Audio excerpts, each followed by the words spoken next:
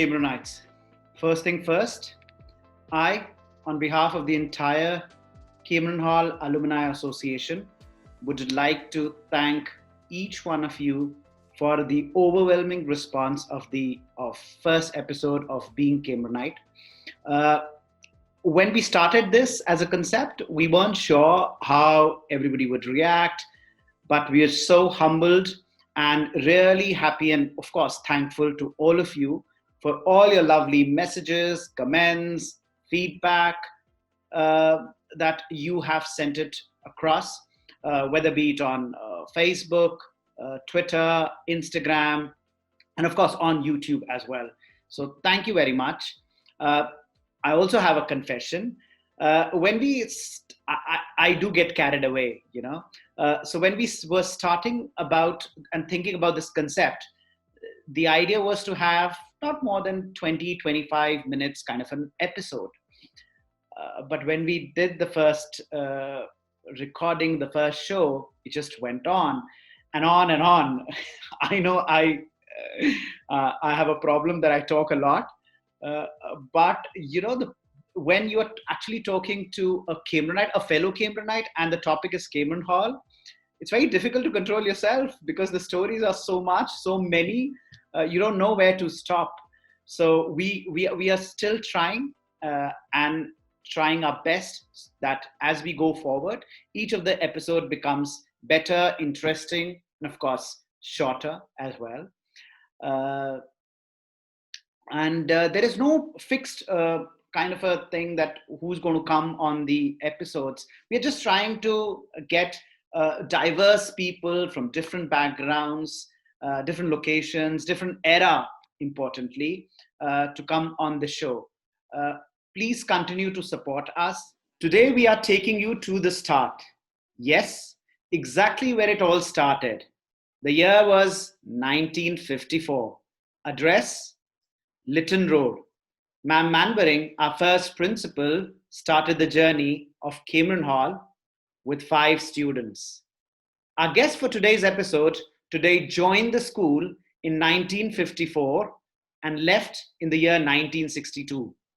After leaving Cambrian Hall, he joined a local college and did his graduation in sciences, post which he was selected for short service commission in Indian Army.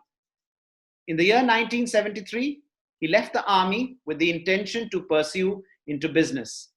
During this period, he moved to London, where he set his business and has his own brand called Serenade. His business supplied premium high-end ladies' evening dresses to stores like Harrods, Harvey Nicholson, Selfridges, Saks, etc., besides dealing with famous international designers. The business took advantage of having a factory in Delhi, where he employed directly about 800 workers, with many more indirectly. The brand mixed the Indian craftsmanship with European eye, his wife, and standards. It was a successful business with over 35 years when he decided to retire. He is currently enjoying his life between London, Northern Ireland, and India. He has started the Morris Edwards Scholarship for the current students of Cambrian Hall.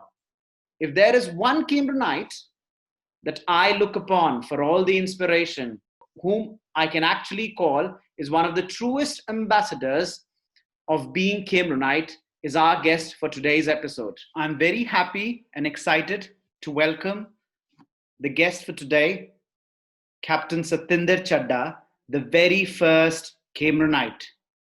Sir, welcome to the show. And how are you doing, sir? Hello, Sachin. It is a pleasure to speak to you on the show. And I say hello to all the viewers and to you. I'm very well over here. The lockdown, not in London, but anyway, that's the trend the world is going on. Okay. So as we start the discussion, I think I will have some few quick questions for you, right? And we'll take you through the journey. So I think let's start from the first day. So if you can tell us the first day at Cambrian Hall, the 12 Lytton's Road at that point of time. It was not the 13 Young Road where the Cambrian Hall is at the moment. So tell us the first day and of course the first 5 students and teachers. So tell us exactly the very first day of Cambrian Hall. Sachin, you just mentioned about the five students, the first five students. Now, the school, there is a notion that they started with five students. But to be truthful, as I remember, and I have a very distinct remembrance of all the events that took in the early stage of my life in Cambrian Hall. I was the only one on the first day. Oh, wow. And I was the only one. It wasn't like that people were coming in and admission was being taken for all the students. And there was a queue. No. My mother took me in. I'll tell you exactly how it happened. I was admitted in the school, and I remember the office of Mrs. Mannering. Well, we called her Auntie Mannering. All the teachers were called aunties at that time. Wow. Never with this prefix. And I went into Auntie Mannering's office. I remember the position of the desk where she was sitting and how it looked. And then there was another room where I was the only one. I was offered little finger sandwiches and sweets. And Mrs. Mannering was the only teacher that day. Okay. Subsequently, there were, following days, there were people who were coming in into the school. I remember that there was one student whose his parents had left him, and he was really crying. I was admitted in lower KG. That is how the school was started. Okay. And this student was crying profusely. And Auntie Mannering said, "Okay, I'm going to call your parents and take you back." And I still remember this. She took both of us into the office, and she discreetly pulled out the old-fashioned plug from the telephone, the telephone plug. Yeah. It had those twisted cable. I think it was in wine color. And she pulled it out of the socket and picked up the telephone. In those days, you didn't dial the number. There was operated telephone lines. Okay. And she pretended to having called his parents to take him back. But obviously there was no call. So this is the memory I have of that time. Okay. Sir, and now because we're talking about the first five students, right?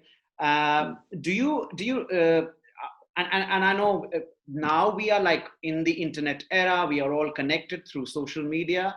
So are you in any way connected, or do you know about those five students, or Yes, the initial students that joined my class, there was Deepak Randhawa, and I remember them very, very well. Okay. I can see the faces in front of me. And Deepak Randhawa's father was making knitwear for Doon School. Okay. At a small factory, and he was one of the fellows who joined us. Malcolm Edwards was another one. Okay. There was one chap who was junior to me. His name was also Satinder. My namesake, Satinder Myani. Unfortunately, he joined the Merchant Navy and passed away very young. Okay. And there was Aparna Dhar. Okay. And I think it was Gyanendra Pathak as well. Okay. Wow. I am in touch with Malcolm Edwards. He lives in Canada. Okay. And Gyanendra Pathak as well.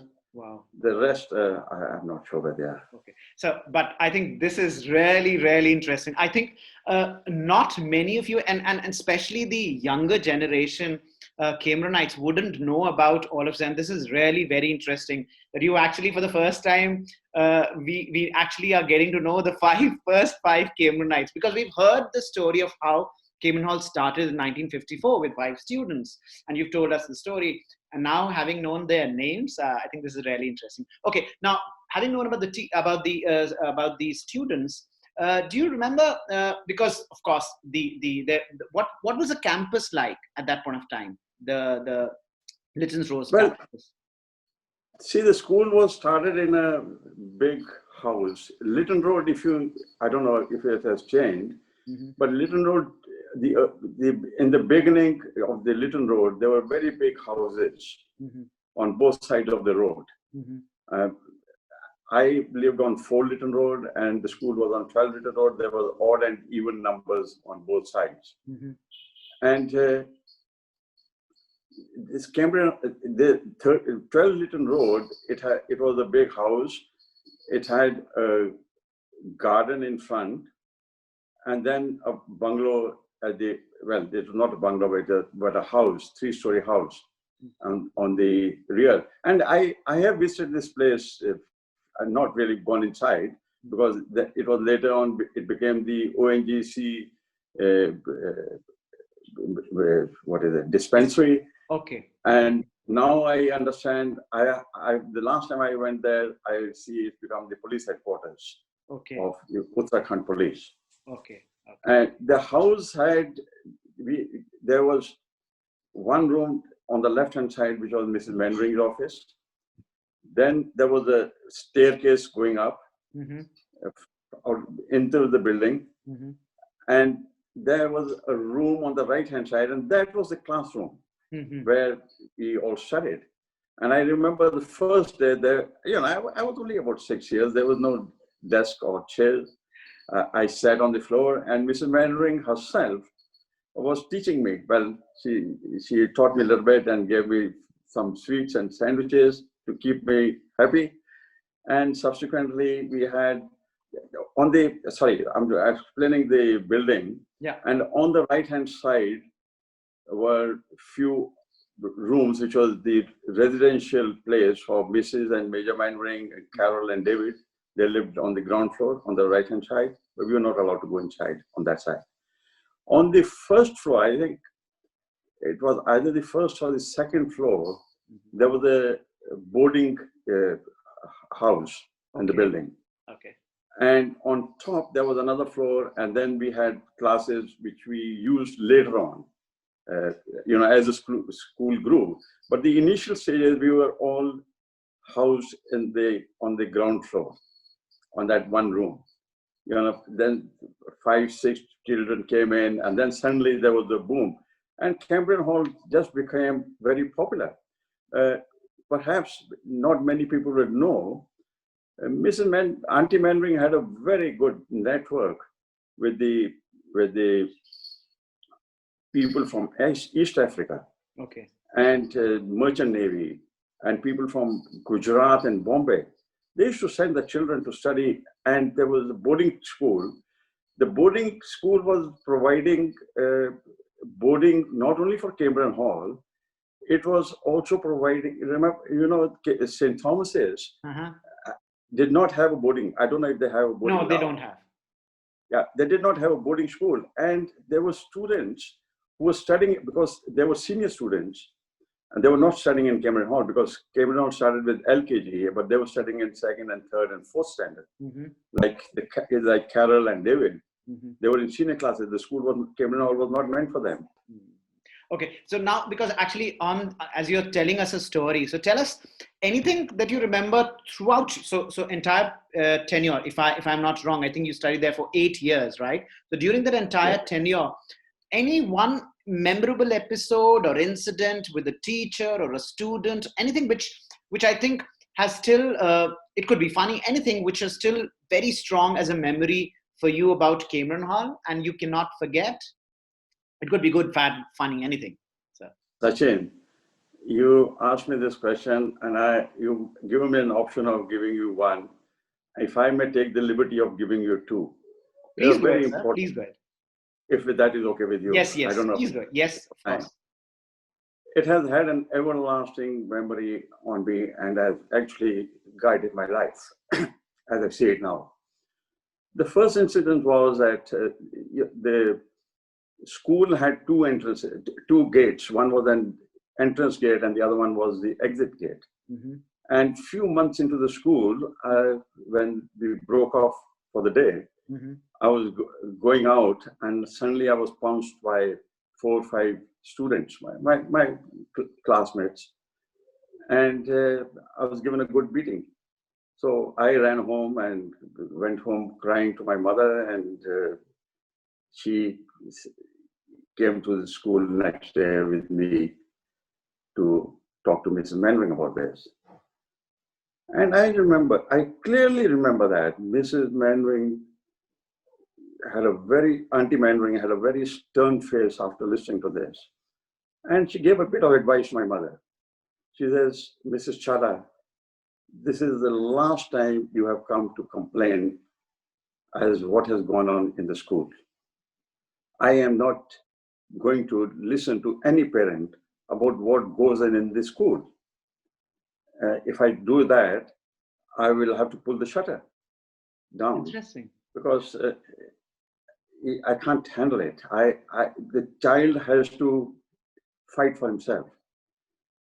And the second thing is, as my mother was leaving, she says, spare the rod and spoil the child. Oh my God, that was a license to kill for my mother. So as I went home, I had a good thrashing because, I had embarrassed her. And next day, I wanted to take my revenge. And I was waiting near the staircase, and as children always rush down the staircase when there's a break. And Malcolm Edward came. I targeted Malcolm. He came running down, and I tripped him. It was his birthday, and he was wearing a new pair of trousers. It was always cold in Dehradun, so he was wearing long trousers. He was wearing trousers, and he fell on his knees and tore them. And that was a brand new trousers which was given to him. So I was called into the office by Auntie Manwaring and given a gentle brushing on my hands for being naughty boy. It wasn't as severe as what we used to get from Brother Dooley in St. Joseph's Academy. But it was a good lesson that I have to fight my own battle. She had already taught me that. Now, the second incident is a bit emotional, but it has a very everlasting memory on me. Sachin, what had happened, my father was a high official in the MES, and he was posted from Calcutta to Dehradun. Unfortunately, as soon as he joined, he fell ill and he was operated in the military hospital, where they found he had cancer. And the doctors advised my mother that she will not be able to save him. He's going to die. And the best thing for her is she has a life, 2 small children. I was only 2.5 years at that time. And my sister was 4 years, and my mother was young. She was about 26 years. And but my mother consulted a father who was a doctor in the military in Delhi, and a board was held in Delhi, and they all decided that he was not going to be saved, and advised my mother to hold on to her money and go back. But she was determined to spend all her money, and she to try to save her husband. And she flew him to Bombay in 1950 to Tata Memorial Hospital. Stayed in a hotel, tried to get him treatment. Eventually, after a long stay in the hospital, it was a private hospital, my father passed away. My mother decided to come back to Dehradun and settle here because of the education system, which was very popular in Dehradun at that time. As you all know, Dehradun was the place where people wanted to send their children to study. So she decided to stay there. But she had lost all her money, her husband, there was no source of income. But she had a very good friend, and that was Florence Edward, Maurice Edward's sister. And my mother used to take advice from her and talk to her what to do. And she told my mother, she says, there are few options for you. You are young, you can get married, which my mother ruled out. That was not possible. And she says, asked my mother what she wanted to do. She said, I want to get a job. But although my mother's father was a doctor in the British Army, but she was not educated. She was married young. In those days, she was married at the age of about 13 or 12 or 13 years, I don't know.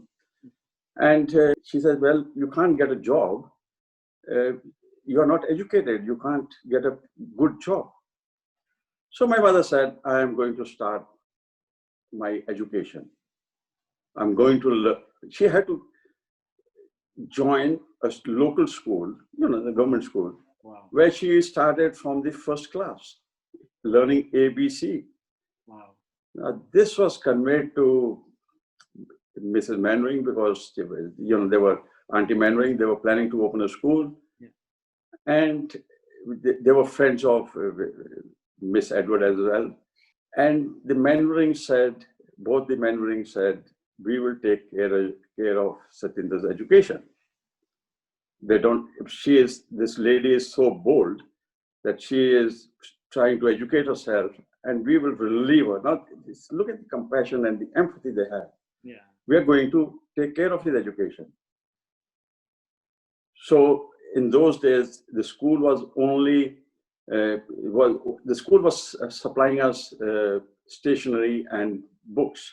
Mm-hmm. They were renting it out to us. I don't know if the system is still there, but the school used to rent out books, and every year we had to pay, I think, 2 rupees and 8 annas for the rental of the stationery of the books and the stationery, which was supplied by the school. And then at the end of the year, that would be returned to them.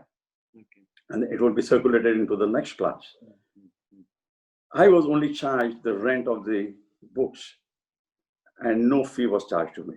Wow. That was very important. It was a big relief for my mother. Yeah. And suddenly, the reputation of Cambrian Hall grew to a vast extent. And people were surprised that my mother, who was really struggling, was educating her son in one of the best schools in Dehradun. Now, it hasn't ended here. When the school moved after a few years to 13 Young Road, mm-hmm. we used to go in during the summer vacation, summer and winter vacation, we used to go to Meerut, where my grandfather had retired, to spend the vacation with him. Mm-hmm. And we had gone there. The Manurings, both of them came to, there was no means of communication, but it was only postage or postal letters, or you just visit people.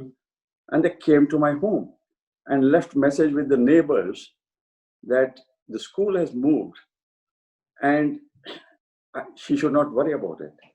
I will be taken by Major Mannering in his car. Wow.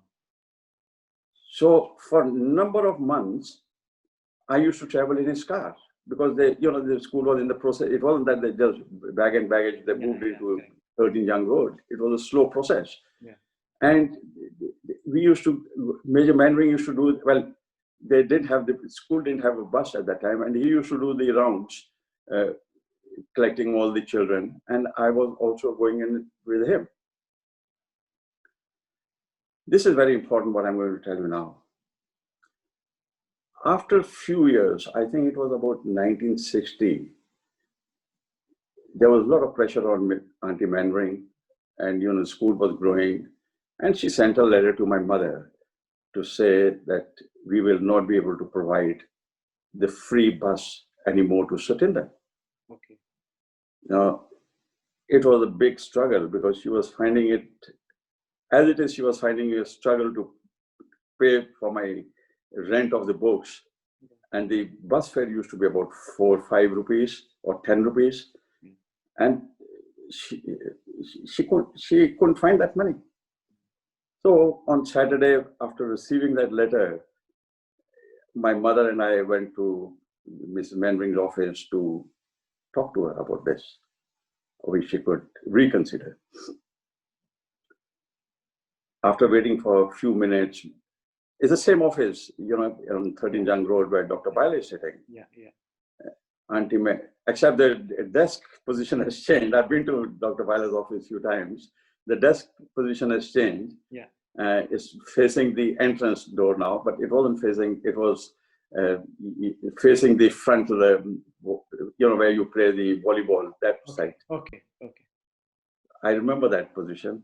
Yeah. And my mother's, Auntie Mannering came in, and she looked very under a lot of pressure, and she was stressed out.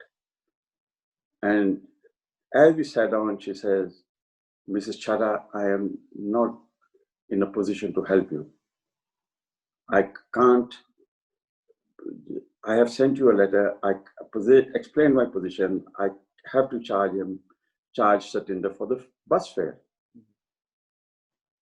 My mother was very, very quick lady, very intelligent lady. She, within seconds, she grasped the situation and played completely ignorant about the letter. And she said, what letter are you talking about? And what bus service are you talking about, Mr. Manwaring? I have come to know that Major Manwaring is unwell. He was really unwell. Yeah. And Auntie Manwaring was under a lot of stress.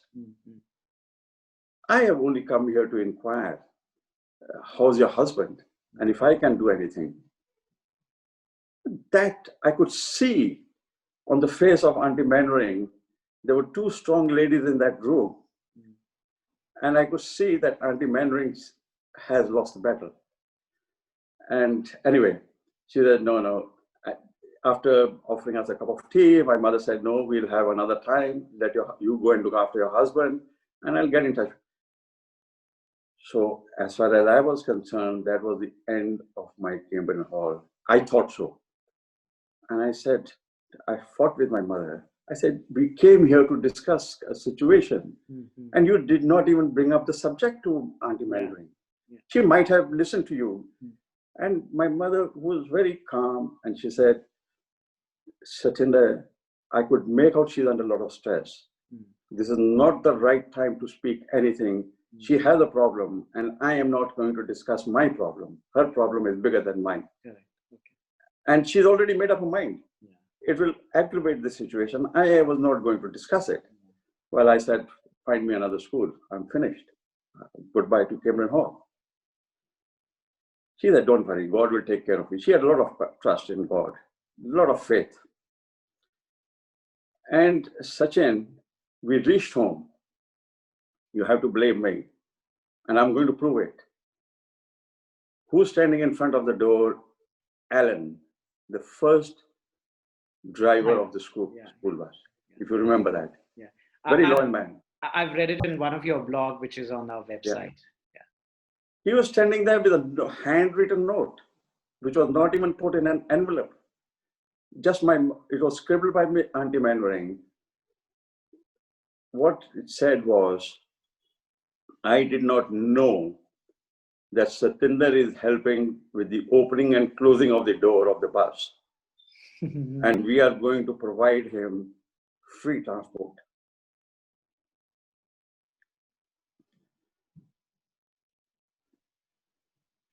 I'm sorry.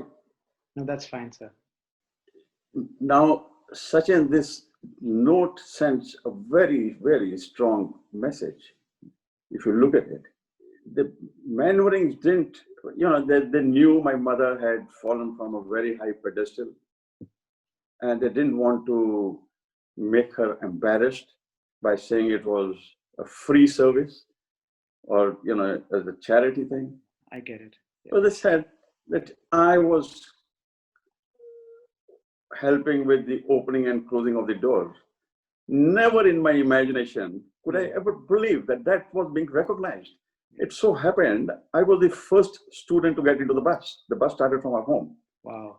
Well, the first student who used to be picked up was Neil Chopra, Auntie Chopra's son, and his sister Monica.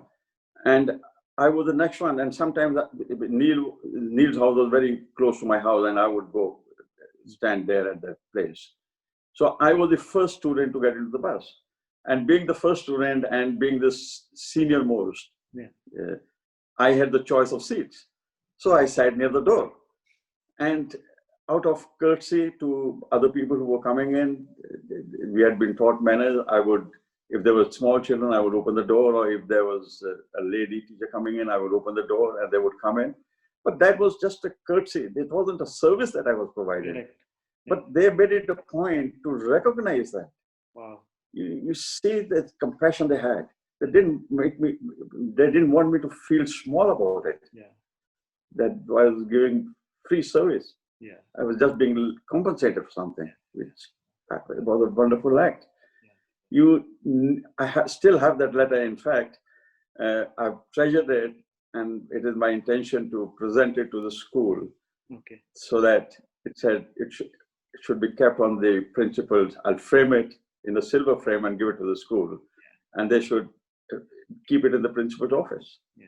This is, I was thinking about it on my last visit. Yeah. It has to be seen, this act of the mandarins have to be seen in context with the present situation that is going on in the world. Everybody is suffering. And the human nature has become very considerate to each other. People are not acting selfishly. They're trying to help each other because everybody is suffering. The similar situation had arisen in 1945 to 50. India had suffered a lot because we had contributed a lot to the war effort, World War. It was a world phenomena. The World War had taken place. And then India was partitioned. So people were really suffering and they were trying to help each other. Yeah. And in that context, people are not selfish. Human nature is not like that. They try to help out each other. And in that context, I was brought into Cambrian Hall and my journey began. Yeah. So I must say, this story, although I met you, I'm fortunate to have met you in person in London when we had our own small meet. But I think this is inspiring, emotional, and such a wonderful story, I must say, from both the sides, from Thank you. your mother as well as from the school side, Mrs. Manwaring. And of course, I think the more what my takeaway is that you have remembered it all throughout your life. The act of kindness that was showed towards you. And I think when I'm also now trying to think about one of the things which I think has become kind of a motto for me, and that leads to my next question as well. When I remember talking to you, and you said to me one thing, which I think is still, I always take it as kind of an inspiration. You said, Sachin, my loyalty is not for A, B, C, or X, Y, Z. My loyalty is for that institute, Cambrian Hall, that institution, Cambrian Hall, that made me who I am today. And I think that's just summarizes a wonderful thing. And I think that was the next thing that I was actually coming to. So after your tenure with school till now, of course, you are connected with the Cambrian Hall Alumni Association there. So tell us a bit about that and your second phase, as I would say, the post Cambrian Hall life. How has your association with Cambrian Hall been largely as an alumni, and how it has been in the last few years, sir? Well, Sachin, what is important for me, I treat Cambrian Hall as an institute, but more as a temple. For me, it is like you go to a temple and you pray and you go and say thank you. For me, it is that. And like in any temple, the deity, the holy book is the same. It never changes. The principle of Cambrian Hall is the same. There might be different management, there might be different principles, there might be different caretaker like in the temple, but the deity and the idol and the holy book are the same. There is no change in that. And that is how I believe. I think the principle for this, of course, Manwarings had a big role in it. It was that compassion, the feeling for human beings was there. But there was also, I think, the guiding force behind of Colonel Rana. He owned the school. They wouldn't have done anything without his permission. But for him to accept, if you look at it, that I'm opening an enterprise, I'm opening a school, and the first student who's coming in is not going to pay me the fees. You go to a Bania, a shopkeeper in India, and you say he's just opened the shop and you want to take udhar, he's going to throw you out. But here, he is starting the school with this aim. So it's a wonderful feeling. And I'm so fortunate to have been a part of this journey. Cambrian Hall has been very instrumental in my life. It not only gave me the education and the confidence, but it also directed me into a career, which was to go into the army. You know, for a boy to see the military parade and the military, that was an attraction. My mother wanted me to become an engineer like my father, and I said no. And she said, go into the civil services, and I said, I'm only going to go into the army. That was, and she had to take a big decision, being the only son of a widow. And she said, okay. And though her father himself was an army man, he was a doctor, he discouraged me, but she said, no, if he wants to go into the army, let him go into the army. And that is where, the education mixed with the training that I got in Cambrian Hall, and the atmosphere was very military atmosphere. We were surrounded by 58 Gurkha Training Center, and I don't know if you remember that. And it was the parade ground that was a part of our ground, and we used to watch the soldiers smartly marching around. And then everybody, most of the students, their parents were working in the IMA or in the armed forces in Dehradun. So it was an attraction for me to go into, and that directed my education in Cambrian Hall directed me into a career to go into the military. From military, I learned one thing, that you have to have determination to achieve the aim that you have set for yourself. And that really helped me. The education from Cambrian Hall, the determination, there were a lot of ups and downs. I had not had any experience in business, so there were lots of ups and downs. But eventually, everything went well, and I'm happy I'm here. Nice. So tell us about you being a very active alumni of Cambrian Hall. Tell us about your recent experience and how you have got associated with, and how has been your association with you. I'm sure you are part of the Cambrian Hall Alumni Association. So tell us a bit about that journey, sir, here in the last few years, sir. Sachin, I always, like I said, I think I owed it to Cambrian Hall, and I always had a feeling, but because I was living in London and my visits to India were very rare. Yeah. But once I did go to Cambrian Hall, I'm not going to go into it. At that time, management was different. The welcome was lukewarm. It wasn't as one would have expected. And so that was it. I thought, no, everything is changed. The mannerings are gone. New people have come in, and that is how it is. So I did not have any further contact. But I'm very thankful to the present alumni, especially to Colonel Ashwani and Anurita and Dr. Baila. And when they came to know about me, each one of them contacted me and they said, I must come for the function, the Diamond Jubilee function, which I did.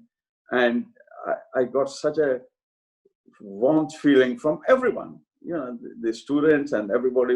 I was like a celebrity, which I'm not. But it was just a coincidence that I happened to be the first student. I was at the right time, at the right place. So I think the alumni did a wonderful job, and they are doing a good thing. But I have one reservation, that they should try to get more involved in projects with the school on the whole. I know there are other groups which are doing various education projects with assisting the school, but there should be everything should be under one umbrella. And I very strongly feel that Colonel Ashwani is a Cambrianite. An army man is an army man. Whatever army he has been into, wherever he retired, he's still an army man. Similarly, a Cambrianite is a Cambrianite. Your loyalty is to the institute, not to individuals. And I feel sad that after working so hard and doing a wonderful show, something has gone missing somewhere. And I make a personal appeal to Colonel Ashwani to come back into the fold. And he's got valuable experience, and he should contribute towards this with his experience and make alumni more strong than what it is. That's very kind of you, sir. And I'm sure your message will be taken because, you are the true Cambrianite anyone can actually follow. Sir, we are almost coming to the last part of the show. And before we say goodbye to you, my last question is, and as you know, the name of the show is Being Cambrianite. So my question is that, according to you, what is being Cambrianite? How would you define it, or according to you, how do you define it, being Cambrianite? Sachin, Cambrianite, for me, it gives me, when the word Cambrian Hall is taken, it really sends electric currents through my body. I get good vibes. And I look back and see that had it not been the understanding of human nature for the maneuverings and Colonel Rana, I may not have survived. I don't know what career I may have gone into, what I would have done in my life. And we should take this from their experience and have compassion for other human beings, which I'm sure everybody in Cambrian Hall must be doing that. And look at my personal example, that how they nurtured me and gave me the education, and how I've been able to come to this stage of my life. And this is what we should try to do: help other human beings. Being a Cambrian Height, that was the motto of the school: to greater heights. You help others, and you will achieve greater heights, but you have to help others achieve that goal to greater heights. So that's a wonderful thought. And I would like to thank you again for the time taken. And I am also very thankful, sir, that in the past, whenever we had the opportunity to meet you in London, when Dr. Biala was here for all the Cambrianites in UK, you showed up, which was so great, right?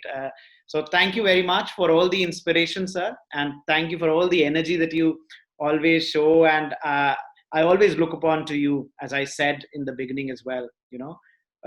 For me, you epitomize the real being Cambrianite. So thank you very much, sir. Any last thoughts before we say goodbye, sir? Thank you, Sachin, for this wonderful conversation and giving me an opportunity to share my personal experience of being in Cambrian Hall with everybody. I wish everybody good luck, and just value the human life. It has been given to us once. We must do good for others. And that is my motto. Thank you very much, sir. And we'll end. Yeah, to greater heights.